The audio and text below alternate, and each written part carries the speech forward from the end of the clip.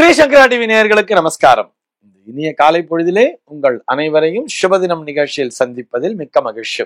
இன்று 24/4/2025 இந்த நாள் எப்படிங்கிறத பார்க்கலாம் வாங்கும். இன்றைய தினம் விஸ்வாவசு வருடம் சித்திரை மாதம் 11ஆம் தேதி வியாழக்கிழமை. திதி பார்த்தோம்னா தேய்விரை ஏகாதசி திதி மதியம் 2:32 வரைக்கும் இருக்கு.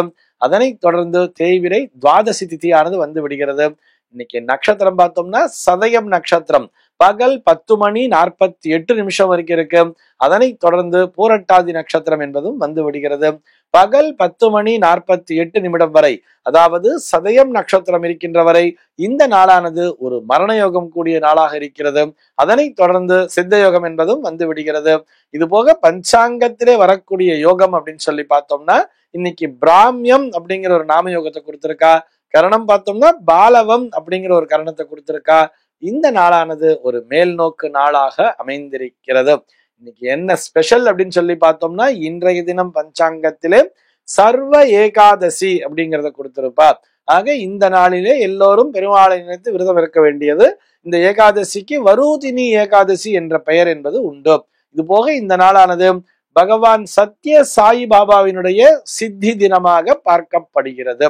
சென்னையை பொறுத்தவரை இன்றைய தினத்தினுடைய சூரிய உதயம் என்பது காலை 5:54 சூரிய அஸ்தமனம் என்பது மாலை 6:19 சந்திர அஸ்தமனம் என்பது மதியம் 3:04 சந்திர உதயம் என்பது அதிகாலை 3:37 சம்பவிக்கிறது.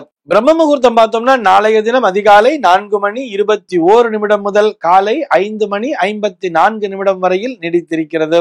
சென்னையை பொறுத்தவரை இன்றைய தினத்தினுடைய ராகு காலம் என்பது மதியம் 1:40 முதல் 3:13 வரையிலும், யமகண்டம் என்பது காலை 5:54 முதல் 7:27 வரையிலும், குளிகை காலம் என்பது காலை 9 முதல் 10:34 வரையிலும் சம்பவிக்கிறது. தினாந்தம் பார்த்தோம்னா இன்றைய தினம் இரவு 1:33 கொடுத்திருக்கா. சூலம் பார்த்தோம்னா இன்றைக்கு தெற்கே சூலம் மதியம் 2:11 வரையில் அந்த சூல தோஷம் என்பது உண்டு.